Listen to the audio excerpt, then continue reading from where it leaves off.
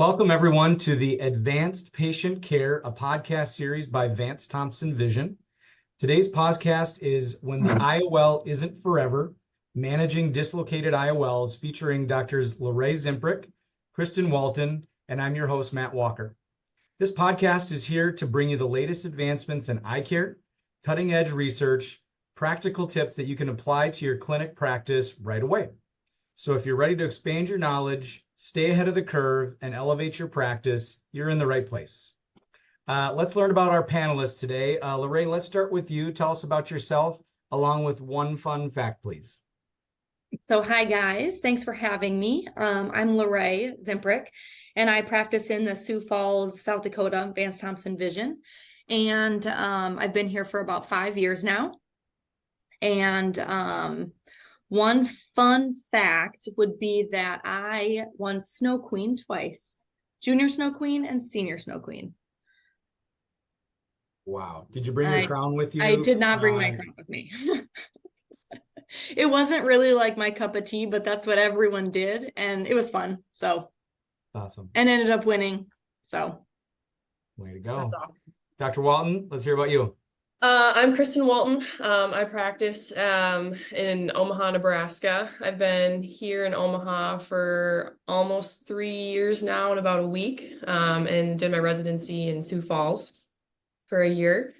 One fun fact about me, I have a 16-month-old little girl, loving her dearly, and I love to water ski. But I don't get to do it very often because Omaha, we don't really have that much water around us. So she's the cutest little girl too. Oh. Come visit us in Minnesota. We'll water ski. Yeah, absolutely. My name is Matt Walker. I practice in the Alexandria, Minnesota location, home of 10,000 lakes. Fun fact about me, I grew up in North Dakota, but I was born in Roswell, New Mexico. That's my typical fun fact. So I get anything from answers a lot of questions, I'm out of this world, to that's why you're so spicy, and that's my typical fun fact. So, all right, let's get into it. So we have 3 sections for this podcast, and again, we're talking about managing dislocated IOLs. Part 1 is the background of dislocated IOLs and the patient experience, what happens when this occurs. Number 2 is what are the treatment options for it? And number 3 is going over some cases and post-op management. A little bit of background, because with this podcast, we have both physicians and patients probably listening today. You have a natural lens in your eye about the size of an M&M. It's clear when you're younger. It gets cloudy as you get older, called a cataract. That natural lens is suspended in the middle of your eye by these little ligaments called zonules, kind of like trampoline springs holding the trampoline into place. And when everything goes well, about anywhere from 99.8 to 97% of the time, when we do cataract surgery, we remove that cloudy lens, replace it with an implant, and the trampoline springs and everything stays in place.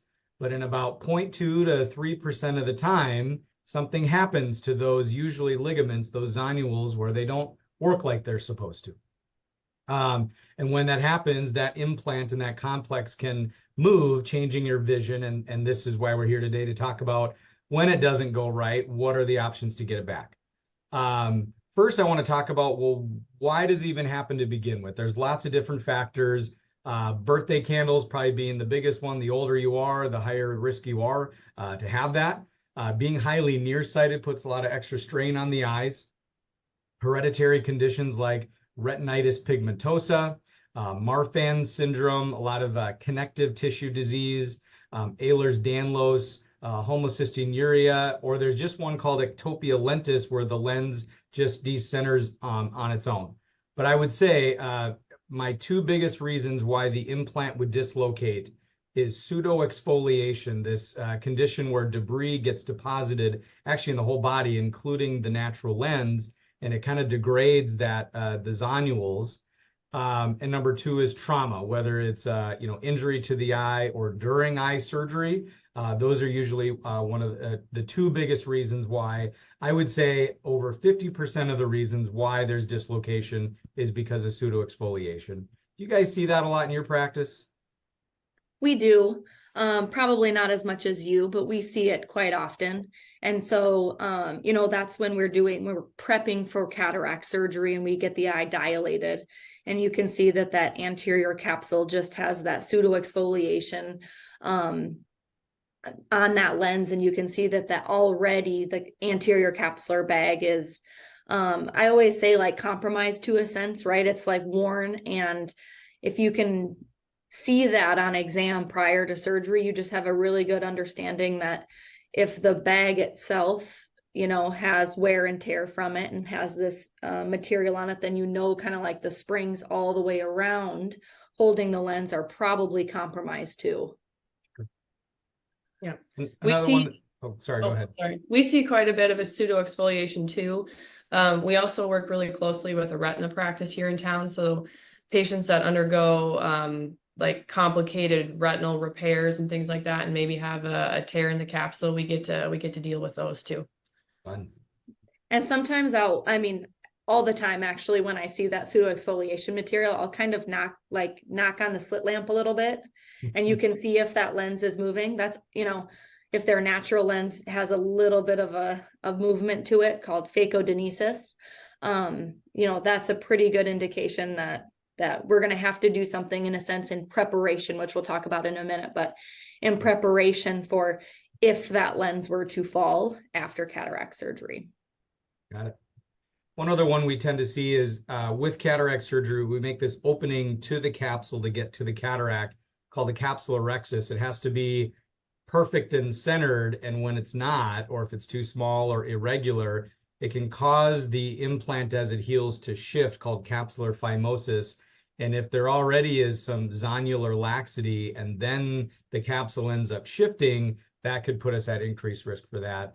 Another one that we see is uveitis. So if there's chronic inflammation in the eye, that can also put strain on the capsule. So let's talk next about symptoms. So that's what, you know, a lot of times the origin of it. But what are patients complaining about? I would say one of the biggest ones that we see here is no symptoms, where we get a referral, excuse me, from their doctor. Hey, this patient has a dislocated lens. And we come in and ask them what their symptoms are, and they say absolutely nothing. I'm happy with my vision. My doctor saw this, and we want to figure out what's going wrong. As that implant starts to sink, or even sideways or up, sometimes it'll even happen. When that implant's not centered or the lens isn't centered, the second probably biggest one they complain is vertical double vision, or diplopia. Sometimes just blur. They just experience just not clear vision. Or, hey, I can see, but everything has a flare to it. Those are some pretty common ones. The one I don't like to see is if patients say they're having those symptoms and randomly my eye just is incredibly painful. We get concerned that as that lens is dislocating, sometimes it can close the front chamber of the eye, causing intermittent angle closure, and that will cause pressure to rise significantly, causing eye pain, comes back down, comes and goes. And so not only is that not good for vision, but also for the health of the eye and optic nerve integrity. What do you guys see in your practice? I would say about the exact same. Okay. Sometimes it's light sensitivity, you know, irritation, red, irritated eye. And that's from a number of things. You know, if that lens is dislocated and it's touching the anatomy in front of it, which is the iris, if it's touching the iris and like chafing on that, then you're going to get cells, pigmented cells, irritation from the iris cells that go into the anterior chamber.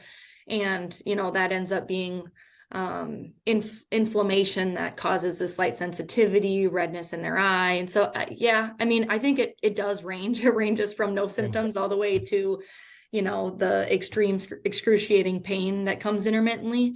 Everyone's a little bit different, but yeah, a good range. I would almost say too, you know, from a referring OD standpoint, if you have someone that has a dislocated lens, you know, get those symptoms from the patient. I would say if they're having any, I would just bring them in, so then we could take a look to see, is this a concern for the patient, something that needs to be addressed, or is it something that could be monitored every 3 to 6 months? So again, just because it is dislocating doesn't necessarily mean that something needs to be done about it. Yeah, I totally agree. And sometimes it is dislocated just a little bit. Yeah. And they have no symptoms. There's no inflammation floating in the eye. It's not touching the iris. And that's sometimes okay to leave and just Right. watch, you know? Especially taking into account like age of the patient and overall health of that patient too. You know, are they healthy enough to go back for surgery? And if they're not noticing any symptoms, then yeah, absolutely monitoring. Sure.